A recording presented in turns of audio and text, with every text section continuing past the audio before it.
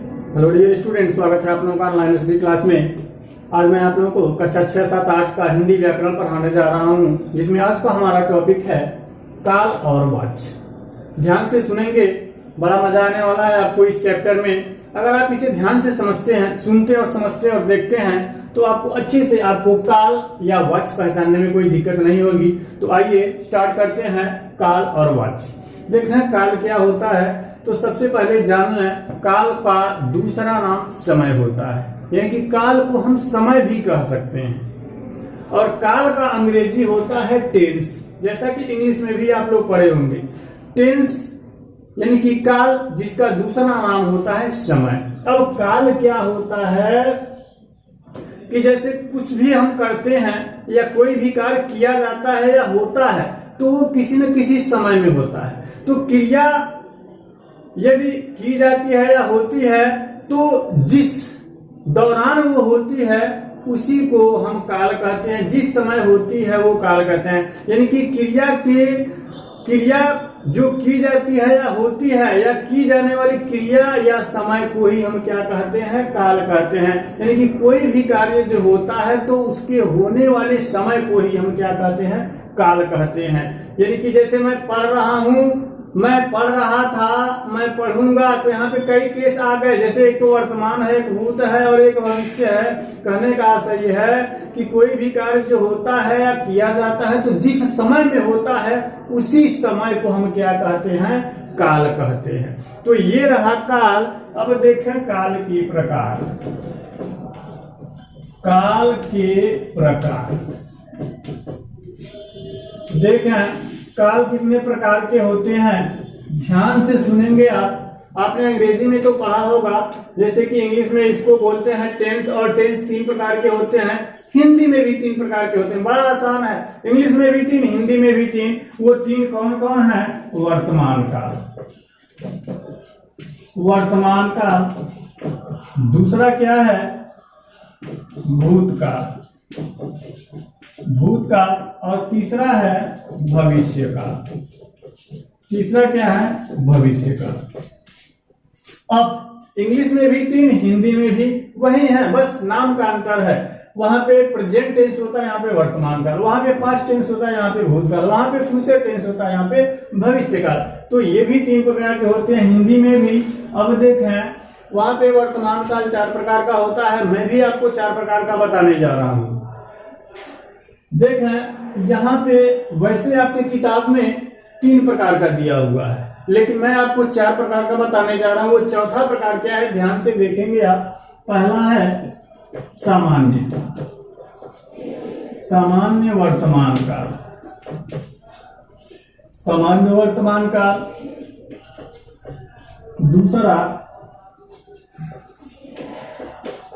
अपूर्ण वर्तमान काल, और तीसरा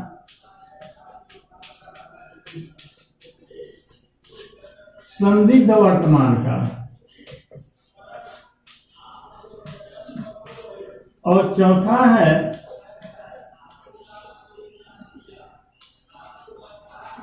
संभाव्य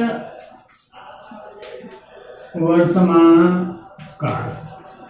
ये 4 प्रकार के हैं जो आपकी किताब में दिया हुआ है। इन दोनों को मिक्स कर दिया है, वो संदिग्ध वर्तमान काल ही लिखा है, लेकिन एक संदिग्ध होता है और एक संभाव्य होता है। तो ध्यान से सुनेंगे, ये जो नाम है, ये जो नाम है, ये जो नाम है, ये जो नाम है, हो सकता है वो नाम इसमें भी हो, लेकिन अंतर होगा। क्या होगा अंतर? वो वाक्य से बताएगा। वर्तमान काल, भूतकाल और भविष्य काल। सबसे पहले ये जानेंगे आप कि वर्तमान काल क्या होता है। तो देखें, वर्तमान यानी कि क्रिया के उस रूप से जिससे ये लगे कि कोई कार्य चल रहा है, वर्तमान समय में हो रहा है। यानी कि क्रिया के जिस रूप से ये पता चले कि कोई कार्य वर्तमान में हो रहा है, तो वो वर्तमान काल कहलाता है। क्रिया के जिस रूप से ये लगे कि कार्य वर्तमान समय में हो रहा है, तो वर्तमान काल होता है। और क्रिया के जिस रूप से ये पता चले कि वो कार्य बीत चुका है, यानी कि अतीत में वो हुआ था, बीत चुका है, तो वो हमारा भूतकाल होता है। और भविष्य काल क्या होता है वह क्रिया जिससे ये पता चले कि कार्य अभी भविष्य में होना है, तो वो हमारा भविष्य काल कहलाता है। ये 3 हो गए और वर्तमान काल के ये 4 भाग हो गए। भूतकाल के देखें कितने भाग होते हैं। भूतकाल के भी सामान्य भूतकाल, दूसरा होता है आसान्य भूतकाल, तीसरा होता है अपूर्ण भूतकाल, चौथा होता है पूर्ण भूतकाल, पांचवा देखेंगे संदिग्ध भूतकाल और छठवां होता है नेमी संकेत। नेमी संकेत या इसका दूसरा नाम है कि हेतु मदभूत का क्या नाम है उसका, हेतु मदभूत। तो यहां पे देखेंगे वर्तमान काल 4, भूतकाल 6, 1 2 3 4 5 6 नाम देखें, सामान्य वर्तमान काल, सामान्य भूतकाल, नाम वही है। ये अपूर्ण वर्तमान काल, अपूर्ण यहाँ पे आसन्न भूत एक आ गया है इसका। संदिग्ध वर्तमान, यहाँ पर भी संदिग्ध है, यहाँ पे संभाव्य है। तो यहाँ पे देखें पूर्ण भूत है और एक नेमी संकेत या हेतु मदभूत काल। ये 6 प्रकार के होते हैं। अभी इनके बारे में आपको डिटेल में बताया जाएगा। पहले कौन कितने प्रकार का होता है उसको आप जानना। भविष्य काल देखना कितने प्रकार का होता है। एक होता है सामान्य भविष्य काल, सामान्य भविष्य काल होता है। दूसरा होता है एक प्रकार का, ये और पढ़ सकते हैं, 5वां प्रकार अज्ञात वर्तमान काल। ये 5 प्रकार आप पढ़ सकते हैं। हालांकि एनसीईआरटी की जो बुक होती है उसमें आपको 5 प्रकार ही बताया गया है, लेकिन यहाँ पे जो आपकी किताब में है वो 3 प्रकार का है। लेकिन एनसीईआरटी अगर आप देखें तो वहां पे आपको 5 प्रकार मिलेगा। वो 5 प्रकार ये है, ये 6 प्रकार मिलेगा। और ये देखें 3 प्रकार है आपका, एक हो जाएगा। हालांकि आपकी किताब में 2 ही प्रकार दिया हुआ है, लेकिन 3 हम बता रहे हैं। एक सामान्य भविष्य होता है और एक होता है संभाव्य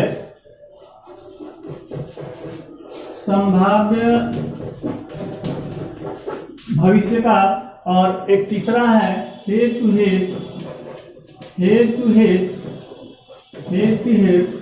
मद भविष्य या नेमी संकेत। ये दोनों नाम एक ही है, बस नाम का अंतर है। ये नेमी संकेत कह सकते हैं अथवा हेतु मद कह सकते हैं। तो ये दोनों में होता है। जैसे ये सामान्य तीनों में है तो हेतु ये दोनों में होता है। अब देखें ये वर्तमान काल, भूतकाल, भविष्य काल किसके कितने पार्ट होते हैं, सारा चीज आपको बता दिया गया। अब चाहे तो इसको स्क्रीनशॉट लेकर के एक जगह कैलकुलेट कर सकते हैं, एक जगह उसको लिख सकते हैं कि कौन सा काल कितने प्रकार का होता है, आपको एक ही जिसमें पूरा दिख जाए। तो ये रहे ये तीनों काल और उनके कितने भाग होते हैं। अब आइए विस्तार से चर्चा करते हैं कि वर्तमान काल में सामान्य वर्तमान काल क्या होता है।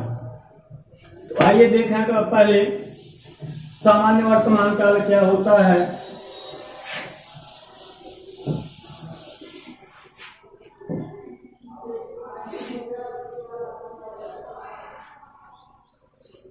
देखें पहले हम बताते हैं सामान्य वर्तमान काल।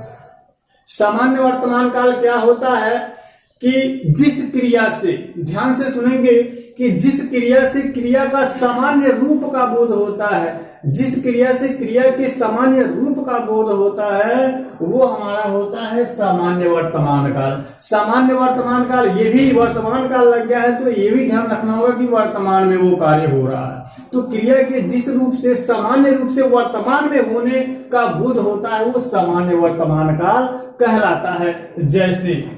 जैसे राम अखबार पढ़ता है। क्या? राम अखबार पढ़ता है। ध्यान रखेंगे पढ़ता है, लेकिन कब पढ़ता है ये क्लियर नहीं है, ये स्पष्ट नहीं है कि पढ़ता कब है। वर्तमान में वो काम तो हो रहा है, लेकिन कब वो पढ़ता है निश्चित नहीं। यानी कि यहाँ पे देखेंगे सामान्य वर्तमान काल, क्रिया के जिस रूप से सामान्य रूप से वर्तमान समय में कार्य के होने का बोध होता है वो सामान्य वर्तमान काल कहलाता है। ध्यान देना होगा यहाँ पे कि पढ़ता तो है, वर्तमान में हो रहा है, लेकिन कब नहीं।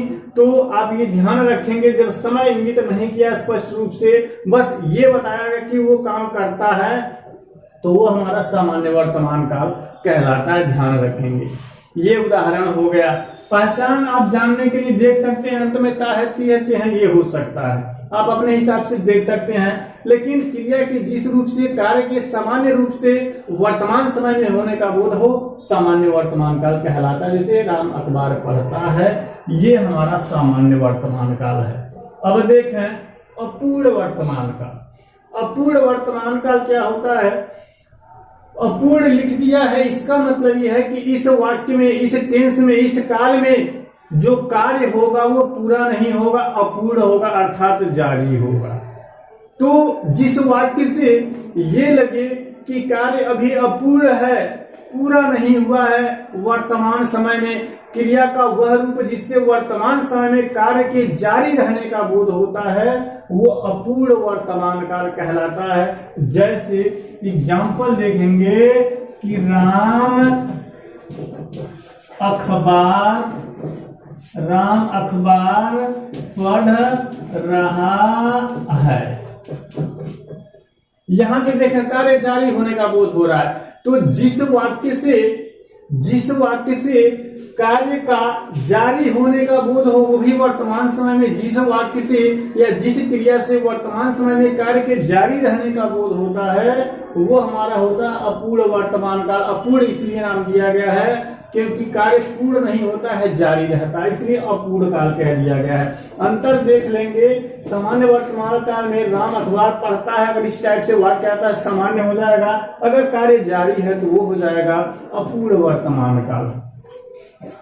तीसरा देखेंगे संभाव्य वर्तमान काल। नाम से ही तीसरा देखा संदिग्ध है, चौथा संभाव्य है, तीसरा संदिग्ध है। नाम से ही सब क्लियर है। संदिग्ध दिया है वर्तमान काल में, यानी कि जिस काल से, जिस क्रिया से वर्तमान समय में कार्य में संदेह हो, वो संदिग्ध वर्तमान काल कहलाता है। जिस क्रिया से ये लगे कि वर्तमान समय में कार्य में संदेह हो, तो वो संदिग्ध वर्तमान काल कहलाता है। जैसे इसके क्रिया में क्या लगा होगा, होगा या होगी। जैसे क्या होगा, जैसे राम पढ़ता, यहाँ पे देखे पढ़ता, वहां पे है, लेकिन यहाँ पे पढ़ता होगा। यहाँ पे देखे राम अखबार पढ़ता है, तो ये सामान्य वर्तमान काल। राम अखबार पढ़ रहा है, वो अपूर्ण वर्तमान काल। संदिग्ध यहाँ पे पढ़ता होगा, ये डाउट है, भी क्लियर नहीं है कि वो पढ़ता है भी या नहीं पढ़ता है, लेकिन यहाँ पे देखा पढ़ता होगा, क्लियर नहीं है, वो नहीं भी पढ़ सकता है या पढ़ता भी, तो संदेह है अभी। तो ऐसे अगर वाक्य आए कि जिस क्रिया से ये लगे कि कार्य में संदेह है भी कि वो काम हो रहा है या नहीं, संदेह, पूरे विश्वास से नहीं कह सकते हैं, संदेह लग रहा है, राम पढ़ता होगा, तो अभी संदेह है इसमें। तो ऐसे वाक्य जो होते हैं वो हमारा संदिग्ध वर्तमान काल होता है। ये देखेंगे पढ़ता होगा। अंतर कैसे जानेंगे? यहाँ पे पढ़ता है, यहाँ पे पढ़ता होगा, लिखता होगा, जाता होगा। अर्थात अगर होगा लगा हुआ हो, वो सामान्य वर्तमान काल का कार्य है, काल है, वाक्य है सामान्य वर्तमान काल का, लेकिन क्रिया के बाद होगा दिया हो तो वो संदिग्ध हो जाएगा। संभाव्य देखें, संभाव्य का मतलब संभावना है। जैसे क्रिया के जिस रूप से कार्य के होने या न होने की संभावना प्रकट हो वर्तमान काल में, वो भी, तो वो होता है संभाव्य वर्तमान काल। जैसे राम अखबार पढ़ रहा होगा। यहां पे देखें, ये पढ़ता होगा, राम पढ़ता होगा, संदेह है, क्लियर नहीं है, विश्वास से नहीं कह सकते हैं। संभाव्य है, संभावना जताया जा रहा है कि राम अखबार पढ़ रहा होगा। यहाँ पे संभावना व्यक्त किया जा रहा है। क्या व्यक्त किया जा रहा है? संभावना कि राम अखबार पढ़ता होगा, संभावना व्यक्त किया जा रहा है। तो जहां पे ये ऐसे वाक्य आ जाए कि यहाँ पे पढ़ रहा चाहे लिख रहा, यानी कि रहा के बाद अगर होगा दिया हो तो वो होता है हमारा संभाव्य वर्तमान काल।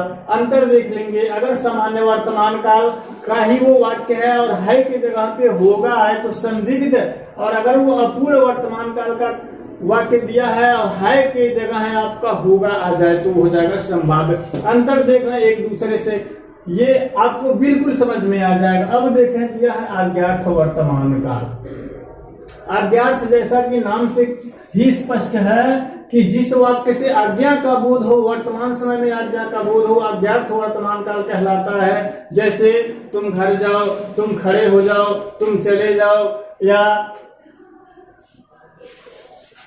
खड़े हो जाओ, या राम अखबार पढ़ो, तो ये हमारा हो गया अज्ञार्थ वर्तमान काल। तो ये देखेंगे आप, अंतर कर करके अगर आप पढ़ते हैं तो बिल्कुल आपको क्लियर हो जाएगा कि वो कौन सा काल है। अब चलते हैं भूतकाल की ओर। अब ये जो वाक्य है ये अफर्मेटिव में है, सकारात्मक है, वो नकारात्मक भी हो सकता है। जैसे राम अखबार पढ़ता है, राम अखबार नहीं पढ़ता, ऐसा नहीं जब नहीं लगा देंगे वो दूसरा काल हो जाएगा, नहीं, वो निगेटिव यानी कि नकारात्मक भी हो सकता है। राम अखबार पढ़ता है, राम अखबार पढ़ता नहीं, कौन सा काल है? सामान्य वर्तमान काल है। राम अखबार पढ़ रहा है, राम अखबार नहीं पढ़ रहा है, क्यों, कौन सा ये काल है? तो अपूर्ण वर्तमान काल। राम पढ़ता होगा या राम नहीं पढ़ता होगा, ये कौन सा काल है? तो आपको कहना हुआ है संदिग्ध वर्तमान काल है। राम अखबार पढ़ रहा होगा, राम अखबार नहीं पढ़ रहा होगा, ये संभाव्य वर्तमान काल है। अब ये जो वाक्य दिए हैं वो अफर्मेटिव यानी सकारात्मक भी हो सकता है, नकारात्मक भी हो सकता है। तो ये था आपका वर्तमान काल। अब देखते हैं भूतकाल। भूतकाल, इसमें पहला क्या है? पहला है सामान्य। सामान्य भूतकाल, जैसे उसमें क्या था? सामान्य वर्तमान काल था, इसमें क्या है? सामान्य भूतकाल। ये क्या होता है सामान्य भूतकाल?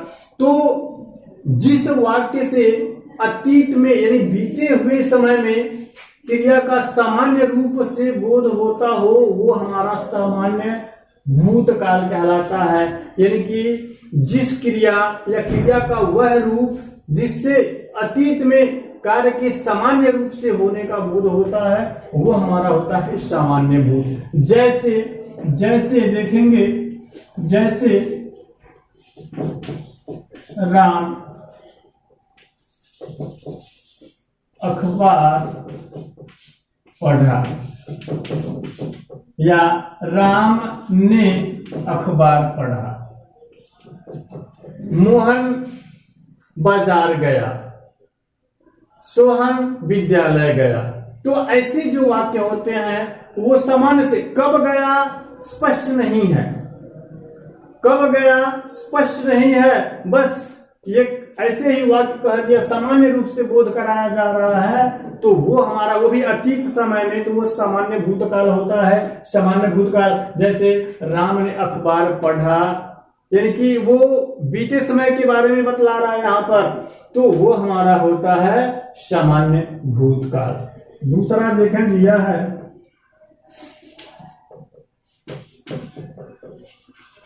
आसन्न भूत। आसन्न भूत क्या होता है? सामान्य रूप से जो बोध होता है वो सामान्य भूत। आसन्न भूत क्या है?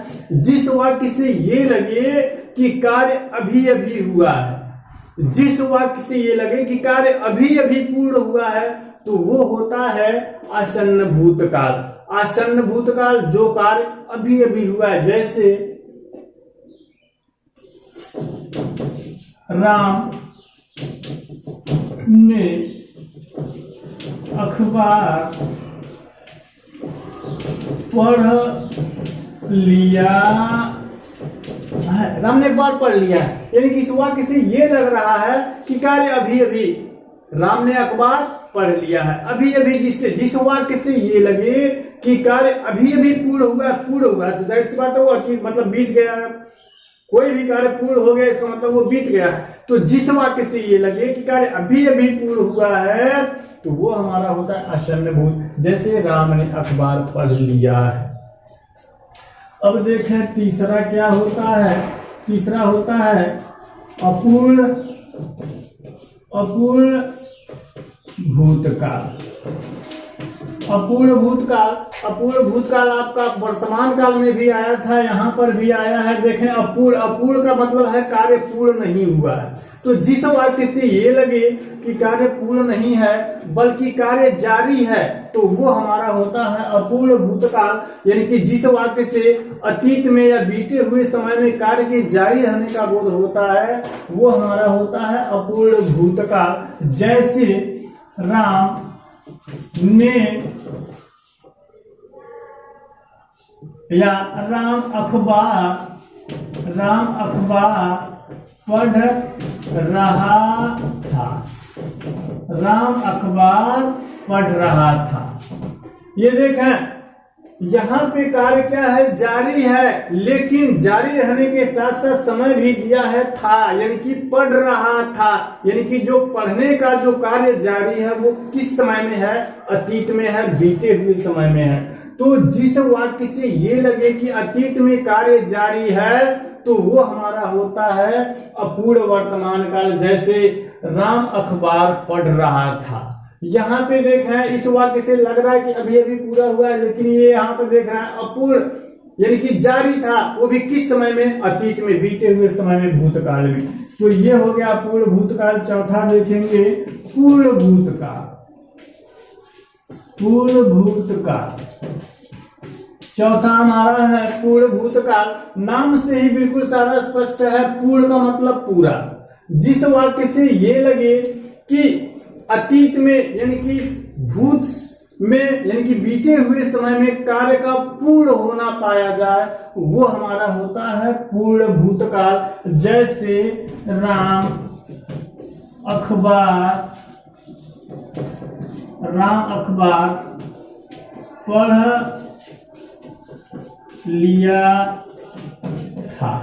राम अखबार पढ़ लिया था।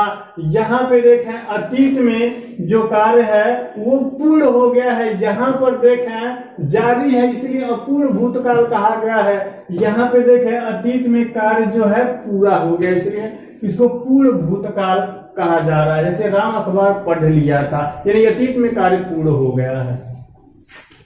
पांचवा देखेंगे आप। पांचवा हमारा आता है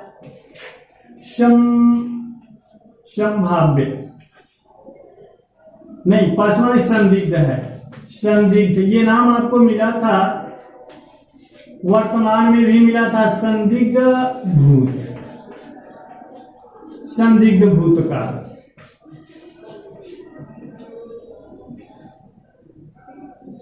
संदिग्ध भूतकाल देखें, संदिग्ध भूतकाल क्या होता है। संदिग्ध भूतकाल में जैसे जो कार्य होगा अतीत में, बीते हुए समय में जो कार्य होगा उसमें संदेह होगा, संशय होगा। तो जिस वाक्य से ये लगे कि बीते हुए समय में कार्य में संशय है तो वो हमारा होता है संदिग्ध भूतकाल। अब वाक्य कैसे होंगे, जैसे राम अखबार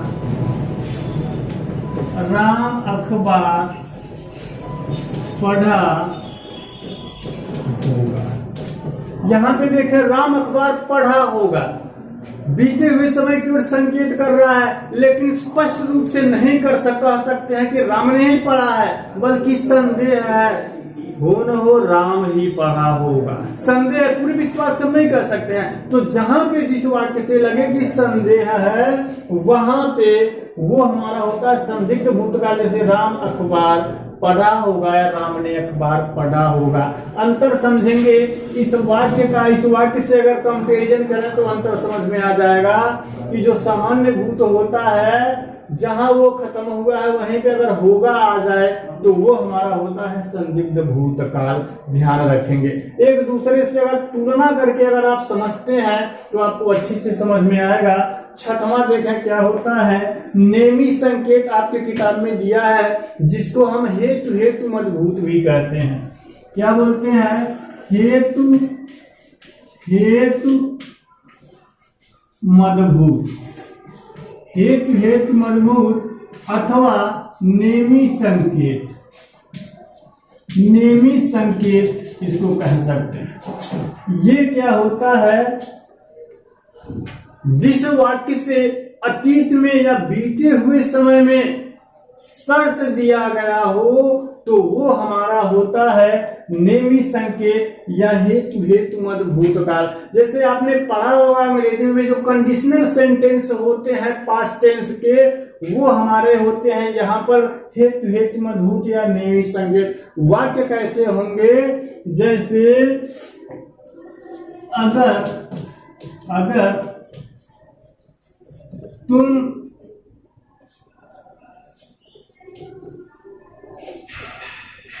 पढ़े होते तो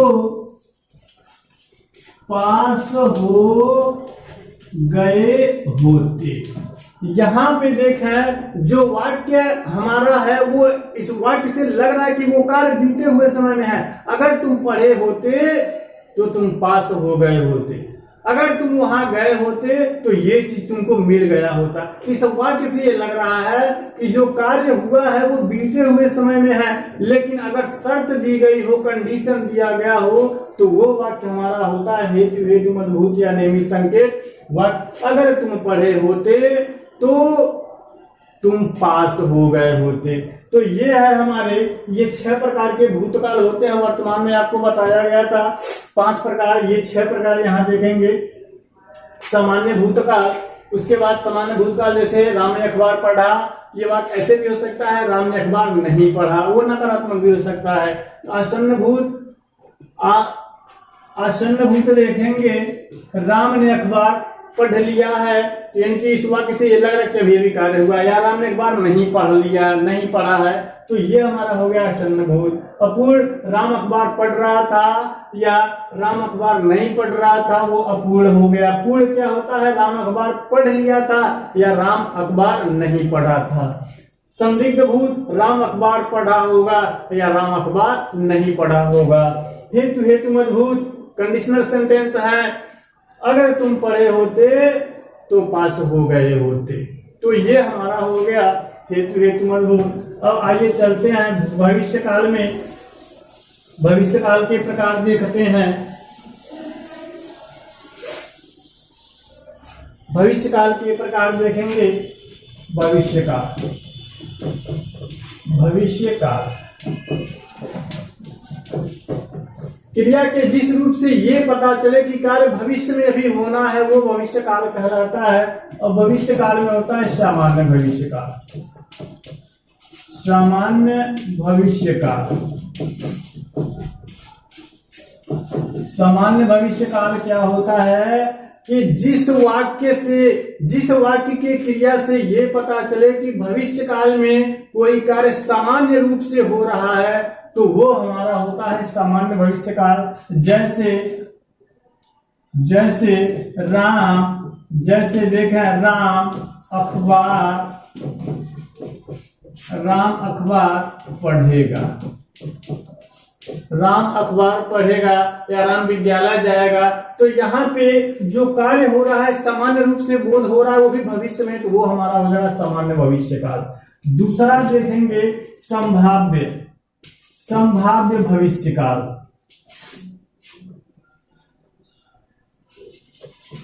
संभाव्य भविष्य काल, संभाव्य भविष्य काल। अब देखें ये क्या होता है, जिस वाक्य से ये लगे कि भविष्य काल में कार्य के होने की संभावना हो, जिस वाक्य से ये लगे कि भविष्य काल में कार्य के होने की संभावना हो, तो वो हमारा होता है संभाव्य भविष्य काल। जैसे राम अखबार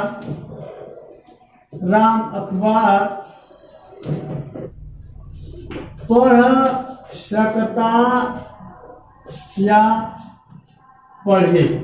राम अखबार पढ़े, ठीक है, संभव है। आप लिख सकते हैं इसको कि संभव है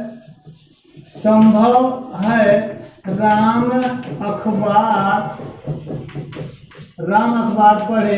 ये एग्जाम्पल देखेंगे, ये एग्जाम्पल इसके पहले जो लिखा गया था उस पर ध्यान नहीं देंगे, वो दूसरा था। यहाँ पे देखा है संभाव्य भविष्यकाल, यानी कि भविष्य में कार्य के होने की संभावना हो, वो हमारा होता है संभाव्य भविष्यकाल। जैसे संभव है राम अखबार पढ़े, यानी कि भविष्य में जो अखबार पढ़ने का जो कार्य है वो भविष्य में है, लेकिन वो निश्चित नहीं है, एक संभावना व्यक्त किया जा रहा है। हो सकता है आज वर्षा हो।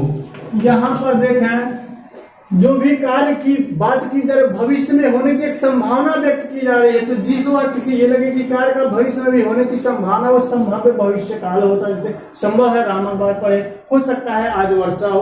तो जो कार्य है यहाँ पे अखबार पढ़ने का या वर्षा होने का, अभी भविष्य में होना है, स्पष्ट नहीं है, इसलिए संभाव्य भविष्य काल बोलेंगे उसे। अब देखें हित मध्य भविष्य, ये आपके बुक में दो ही दिया, लेकिन मैं एक आपको बता रहा हूं एक्स्ट्रा। हित मध्य भविष्य काल भी बताया गया था। उसमें क्या था, जो कार्य था वो बीते हुए समय में था। जैसे अगर तुम पढ़े होते तो पास हो गए होते, यहाँ पे क्या है, जो कार्य होगा वो भविष्य में होगा। ये भी कंडीशनल सेंटेंस है, शर्त वाले ही ये वाक्य हैं, लेकिन यहाँ पे जो भी शर्त दी गई होगी वो भविष्य में होगी। जैसे एग्जाम्पल देखेंगे कि अगर तुम पढ़ोगे तो पास हो जाओगे। अगर तुम पढ़ोगे तो पास हो जाएंगे। वहां पे क्या था, हेतु मतलब भूत वाले में, कि अगर तुम पढ़ते तो पास हो गए होते। तो वहां पे जो कार्य था वो पूर्ण हो गया था, समाप्त, मतलब भूतकाल में हो गया था। यहाँ पे क्या है, अभी कार्य भी भविष्य में होना है, वो भी शर्त पे आधारित है। तो जो भी शर्त वाले वाक्य होते हैं, अगर भविष्य में होना है तो हेतु मत भविष्य बोलेंगे, अगर वो भूत में है तो हेतु मत भूत बोलेंगे। यहाँ पे अगर तुम पढ़ोगे तो पास हो जाओगे। तो ये हो गया हेतु मत भविष्य काल। तो ये थे काल, और उसके प्रकार वर्तमान काल, उसके बाद भूतकाल, भविष्य काल। इन तीनों के आपको अलग अलग वो कितने प्रकार के होते हैं वो सारा चीज आपको बताया गया। अब देखें, यहाँ पर हम कुछ वाक्य लिख रहे हैं, आप बताएंगे। जैसे पहला वाक्य, राम अखबार पढ़ता है। उसके बाद राम अखबार पढ़ रहा है। तीसरा, राम अखबार पढ़ता होगा। चौथा है, राम अखबार पढ़ रहा होगा। पांचवा है, राम अब घर जाओ। यहाँ पे देखा वाक्य हमने लिखा हुआ है, आपको बताना है यहाँ पे। जैसे राम अखबार पढ़ता है, कौन सा काल है ये, तो सामान्य वर्तमान काल। पढ़ रहा है, अपूर्ण वर्तमान काल। पढ़ता होगा स्पष्ट नहीं है, संदेह है, तो संदिग्ध वर्तमान काल। राम अखबार पढ़ रहा होगा, संभावना व्यक्त किया जा रहा है, वर्तमान में पढ़ रहा होगा, संभाव्य। राम अब घर जाओ, किसी को आदेशात्मक या मतलब आज्ञा एक तरह से दिया जा रहा है, किसी को कुछ कहा जा रहा है करने के लिए, तो ये हमारा है अज्ञात वाक्य, अज्ञात वर्तमान का। तो ये 5 हो गए। अब दूसरा एग्जाम्पल दूसरा जो भूतकाल बताया गया है उसमें देखते हैं, जैसे राम ने अखबार पढ़ा, राम ने अखबार पढ़ा। दूसरा, राम ने अखबार पढ़ लिया है। तीसरा, राम अखबार पढ़ रहा था। चौथा, राम ने अखबार पढ़ लिया था। अगला दिया हुआ है, राम ने अखबार पढ़ा होगा। और छठवां है, अगर राम ने अखबार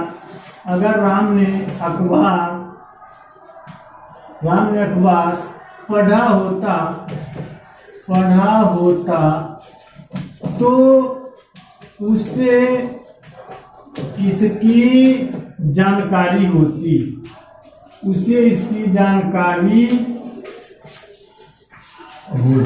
यहाँ पे देखे उदाहरण के माध्यम से, यहाँ पे राम ने अखबार पढ़ा सामान्य भूत, राम ने अखबार पढ़ लिया है आसन्न भूत। राम अखबार पढ़ रहा था, राम क्या कर रहा था, यहाँ पे अपूर्ण है भूतकाल में, यानी अपूर्ण भूतकाल हो गया। राम ने अखबार पढ़ लिया था, ये काम पूरा हो गया है भूत में, यानी पूर्ण भूतकाल। राम ने अखबार पढ़ा होगा संदिग्ध है, संदेह है, स्पष्ट रूप से नहीं कह सकते, वो भी बीते समय की ओर संकेत कर रहा है। राम ने अखबार पढ़ा होगा संदिग्ध भूत है, अगर राम ने अखबार पढ़ा होता तो इसकी जानकारी होती। ये है नेमित संकेत या हेतु मद भूत। यहाँ पे जो कार्य हो रहा है बीते समय के बारे में बताया जा रहा है। अब देख रहे हैं भविष्य काल के कुछ उदाहरण हम आपको दे रहे हैं। जैसे एक होता है सामान्य काल, पहला वाक्य, राम अखबार पढ़ेगा। दूसरा देखें, संभव है आज वर्षा हो, संभव है आज वर्षा हो, या शायद आज वर्षा हो, शायद आज वर्षा हो, या संभव है आज वर्षा हो। मतलब जो कार्य भविष्य में संभावना व्यक्त किया जाए वो होता है संभाव्य भविष्य काल।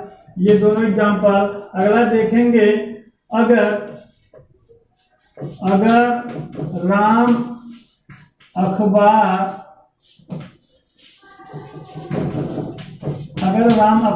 पढ़ेगा तो उसकी जानकारी बढ़ेगी। यहाँ पे देखना है, राम अखबार पढ़ेगा, ये हो गया सामान्य भविष्य काल।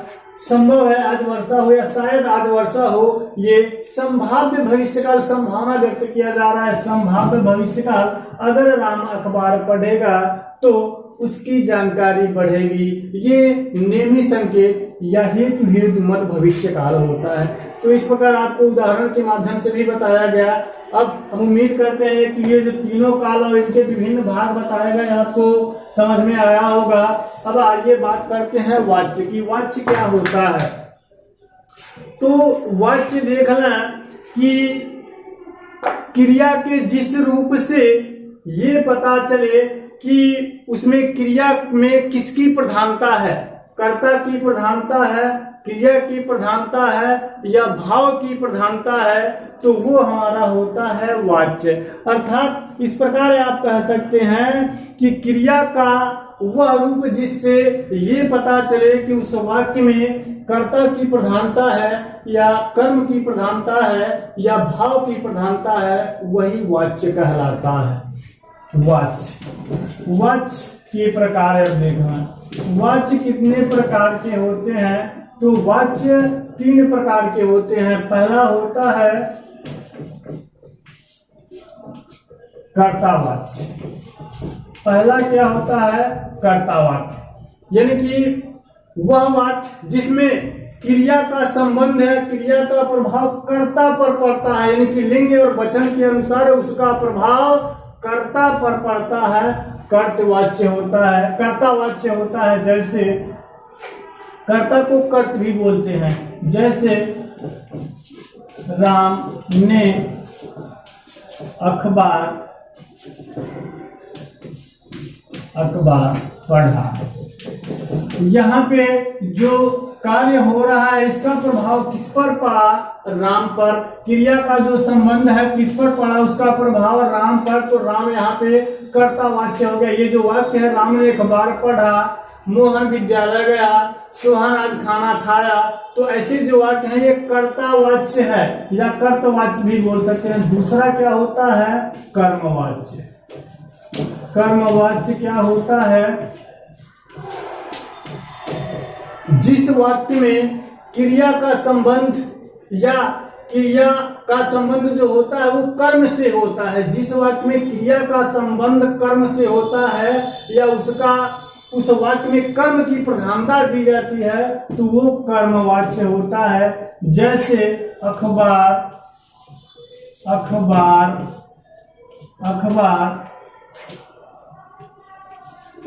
राम ने पढ़ा या अखबार राम के द्वारा पढ़ा गया। ये है अखबार राम के द्वारा पढ़ा गया, अखबार राम के द्वारा पढ़ा गया। यहाँ पे देखें अखबार क्या है? कर्म है, और कर्म की प्रधानता यहाँ पे दी जाती है। क्रिया का जो संबंध है किससे है? कर्म से है। तो जिस वाक्य में क्रिया का संबंध कर्म से होता है कर्मवाच्य, और जिस वाक्य में क्रिया का संबंध कर्ता से होता है वो कर्तावाच्य या कर्तवाच्य होता है। तीसरा है भाववाच्य। भाववाच्य क्या होता है कि जिस वाक्य में क्रिया का संबंध न तो कर्ता से हो और न ही कर्म से हो, तो वहां पे संबंध किससे होता है? भाव से। यानी कि जिस वाक्य में क्रिया का संबंध न तो कर्ता से है न कि कर्म से है बल्कि भाव से है, तो वहां पर भाववाच्य होता है। कौन सा वाच्य होता है? भाववाच्य होता है। जैसे उससे दर्द सहा नहीं जा रहा है, अब पढ़ा नहीं जा रहा है। यहाँ पे देखें जो क्रिया का संबंध है वो भाव से है, अब पढ़ा नहीं जा रहा है, दर्द सहा नहीं जा रहा है। यहाँ पे देखें, यहाँ पे न तो कर्म से संबंध है न तो कर्ता से संबंध है बल्कि भाव से है। तो जिस वाक्य में क्रिया का संबंध न तो कर्ता से और न ही कर्म से बल्कि भाव से हो तो वो भाववाच्य होता है।